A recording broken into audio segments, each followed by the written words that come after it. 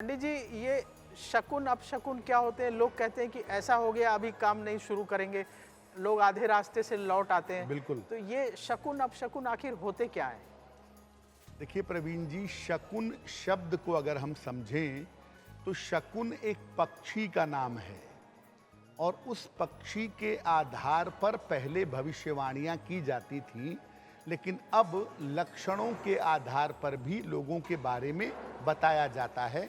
जैसा प्रवीण जी ने कहा कि कुछ ऐसी चीज़ें होती हैं जिससे लोग काम करते हैं या काम छोड़ देते हैं। हमारे जीवन में घटने वाली घटनाओं के संकेत लगातार जीवन में किसी न किसी रूप में मिलते रहते हैं। आने वाले समय के बारे में इंडिकेशन मिलते हैं। अगर ये संकेत सकारात्मक हैं, पॉजिटिव हैं, तो इन संकेतों को कहते हैं शकुन, और अगर ये संकेत नकारात्मक हैं तो इनको कहते हैं अपशकुन।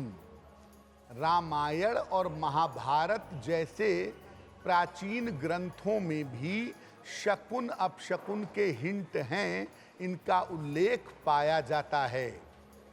देखिए, शकुन और अपशकुन अपने आप में कोई शुभ या अशुभ प्रभाव पैदा नहीं करते। ये केवल इस बात की सूचना देते हैं कि जो काम आप करने जा रहे हैं उसमें भाग्य आपकी कितनी सहायता करेगा। अगर शकुन है तो भाग्य पूरी सहायता करेगा, काम आपका बन जाएगा, और अगर अपशकुन है तो भाग्य सहायता नहीं करेगा, काम बनने में दिक्कत आएगी। शकुन अपशकुन को जानना और समझना इतना आसान नहीं है। शकुन अपशकुन कभी कभी सीधे तरीके से घटनाओं के बारे में बताते हैं और कभी कभी अप्रत्यक्ष रूप से घटनाओं के बारे में बताते हैं कि आने वाले समय में इस तरह की घटना घटने वाली है, इस तरह की चीज़ जीवन में होने वाली है। और इसके लिए आपको शकुन और अपशकुन को समझना होगा।